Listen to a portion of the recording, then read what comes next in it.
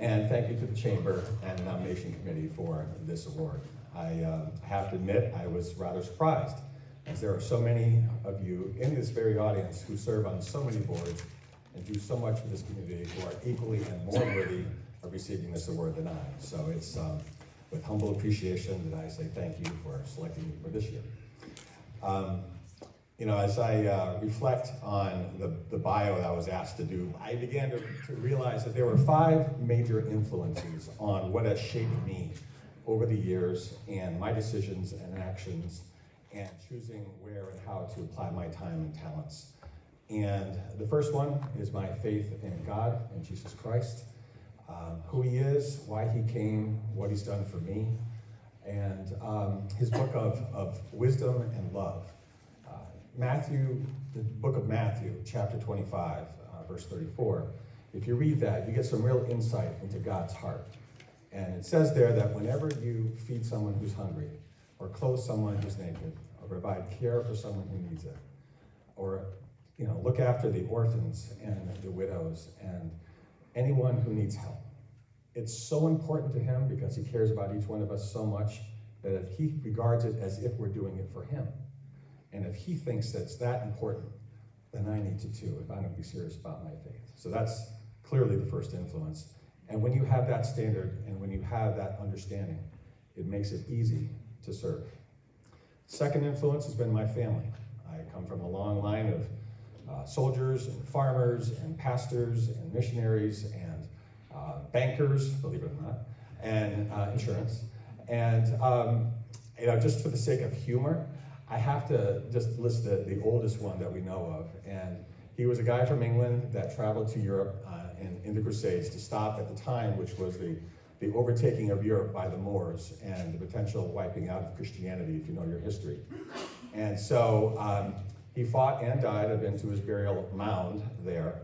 But the funny part is that his name was William the Silent. And anyone who knows me would understand the humor in that. We are. We absolutely are. Fast forwarding to the senior elder Brewster, who led the pilgrims across the ocean in the Mayflower and the Pilgrim colony, was an English official. And at that time, the King of England decided that he'd like to marry his brother's wife, but the church said no. So he invented his own religion so that he could. And the pilgrims said no.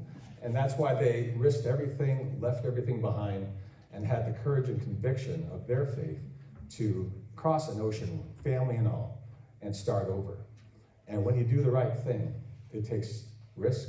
It takes courage, rather. There's risk, but it's the right thing to do. And I've had ancestors serve in every war. If you look at the bio, Sons of the American Revolution, Civil War, and so forth. My grandfather's older brother, after World War I, chose to volunteer with the YMCA and go to Western Europe to help with the rebuilding effort. And after a couple years, sadly, took sick and died. And I mention that only because when the crash of 29 came, if you've ever seen the movie It's a Wonderful Life, and I would imagine most of you have, you may remember that George held the bank when there was a rush on the bank, when there was panic in the town. And he was the right age, he had the right energy, he had the right relationships. When there was the rush on the Holden Bank, which was my family bank at the time, there was no George. George was gone. My grandfather was too young, his father was too old. There was a run on the bank, and they lost their livelihood. But my grandfather was never bitter about that, because he felt it was the right thing to do. My father served in the Korean conflict, crash landed 3 times. The guy's got more lives than any cat I know. My uncle graduated top of his class from West Point, and right before he left, my father convinced him to buy a life insurance policy, which was hard to do because he was invincible and he was never going to die, apparently. But when he was shot down with 6 weeks to go on the second tour he volunteered for, and as he's saving that pilot's life, the helicopter shifted and caught him in 6'4" frame right here, killed him instantly. That life insurance policy sustained my aunt and cousins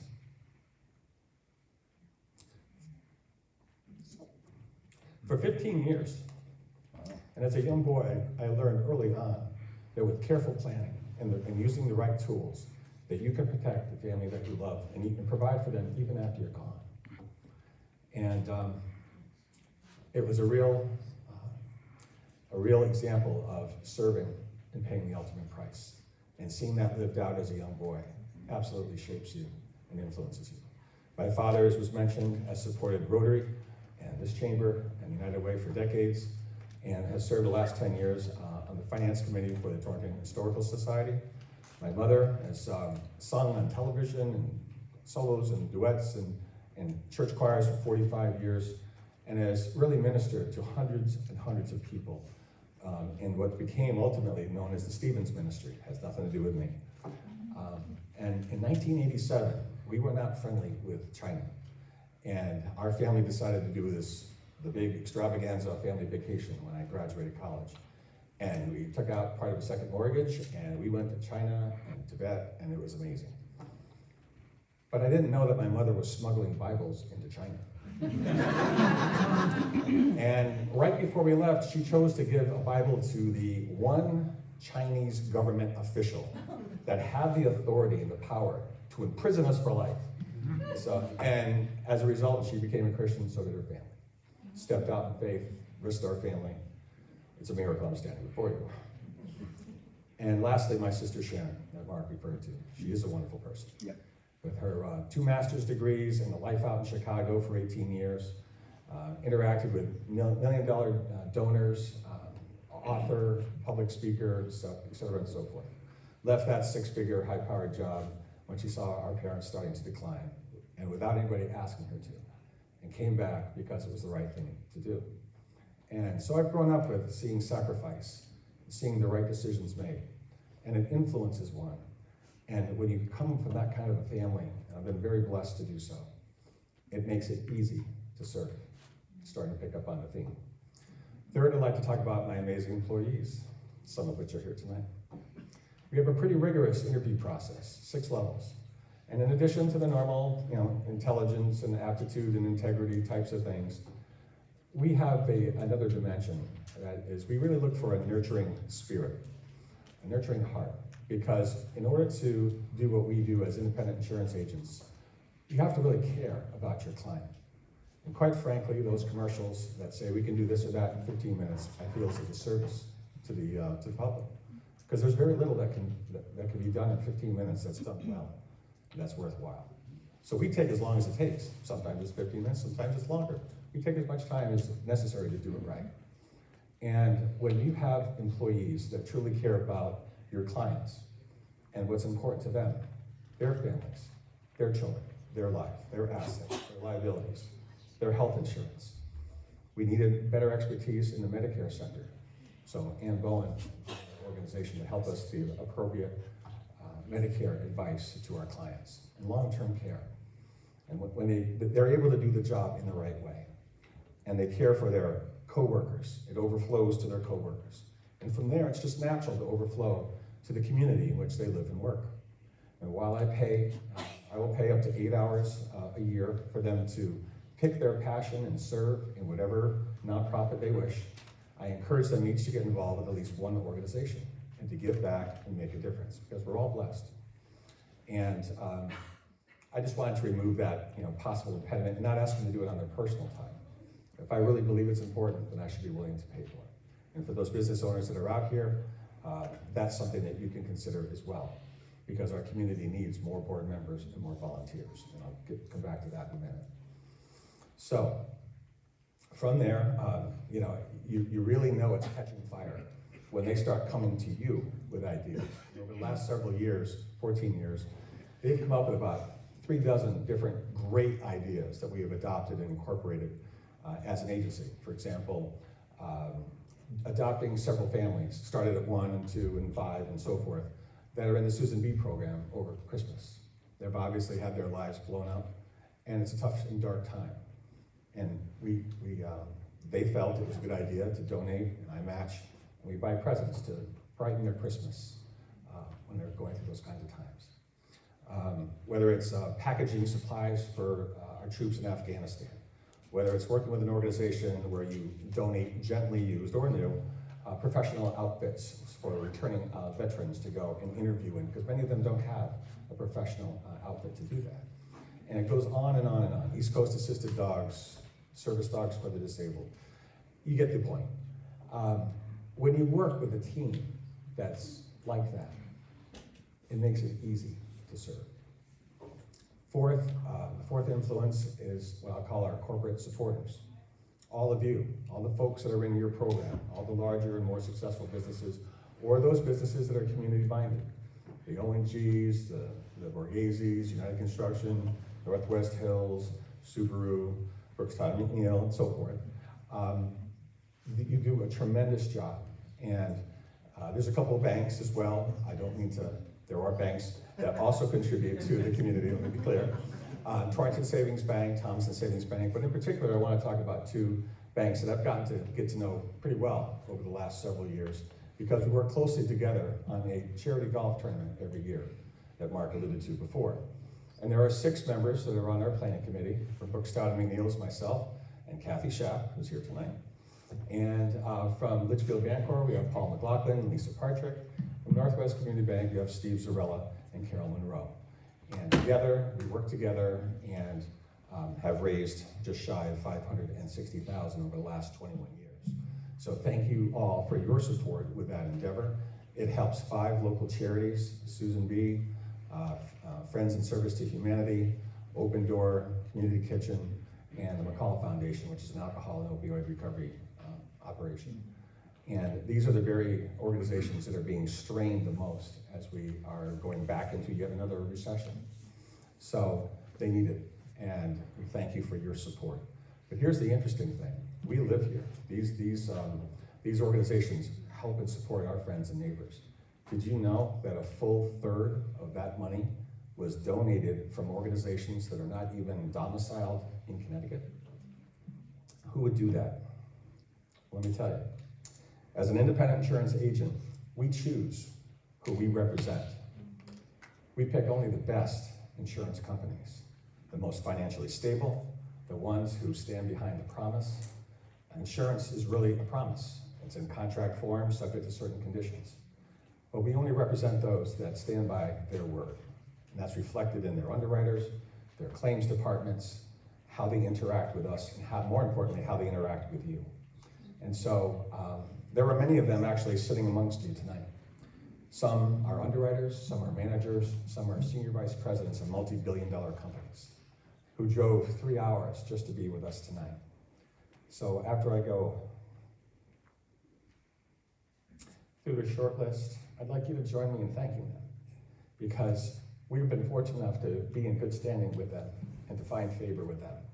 And if it's important to me in Brooks, Todd, and McNeil, these are the companies that joined that effort, that magnified those efforts.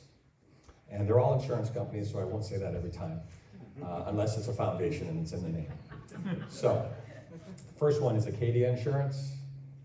I just broke my own board. Acadia, Andover, Arbella Insurance Company Foundation, Central Mutual, Employers, Hanover, National General, National Grange, Safeco, Liberty, they're combined at the top. Selective, Century, State Auto, Utica National Insurance Company Foundation, and Vermont Mutual. Please join me in thanking them for their support of us.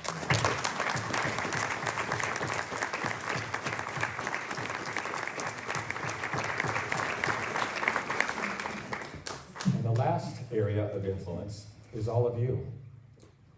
You're all so involved with our community. It's easy to think it's like this everywhere. It's not. We are surrounded by nonprofit organizations that have been contributing to this community for well over 100 years. People who thought beyond their own personal comfort and the comfort of their families, and even the current generation, to future generations. I wish our government would think more like that at the federal level. So I know of one that goes back 170 years.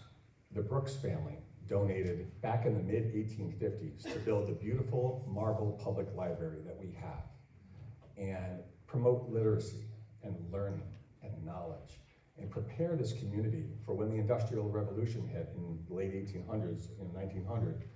We were ready, and Torrington was a huge part of the Industrial Revolution. It happened right here, right down the Naugatuck River Valley. You know, Co-Brass and many, many others, Hendy and so forth.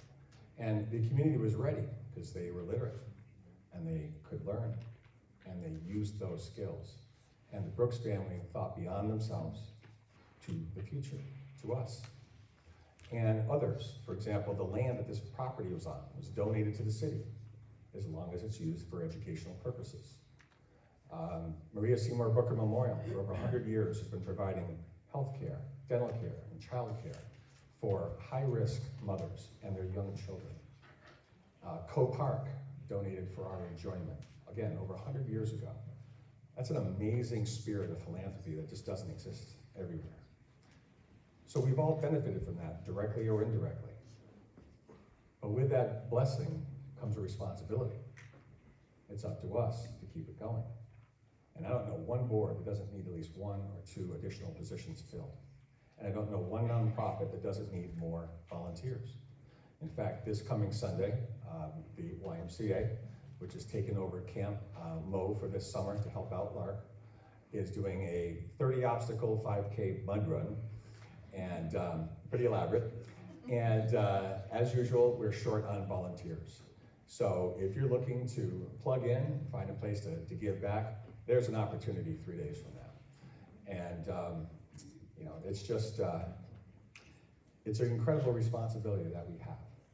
So if you haven't picked your passion yet, I know many of you are very busy and I'm speaking to the choir, but for those of you who are going through a life change or stepping off a board, looking to get re-involved, please consider doing so.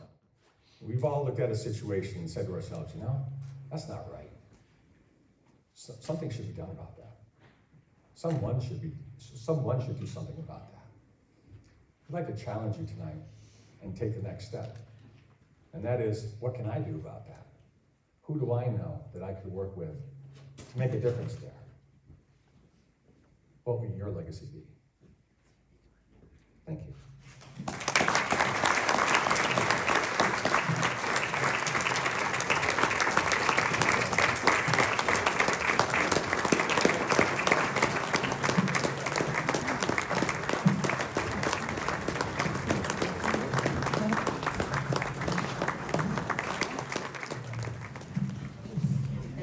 Burnish your legacy just a little bit more.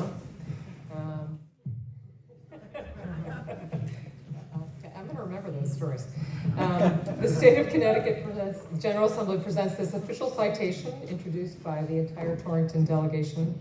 Be it hereby known to all that the Connecticut General Assembly hereby offers its sincerest congratulations to Stephen Todd in recognition of being honored as the recipient of the 2022 Community Leader Award from the Northwest Connecticut Chamber of Commerce. Your outstanding dedication and commitment exemplifies true leadership. We thank you for your selfless contributions to our community. The entire membership extends its very best wishes on this memorable occasion and expresses the hope for continued success. Signed by the President of the Senate, Martin Mooney, the Speaker of the House, Matt Ritter, and the Secretary of State, Denise Merrill.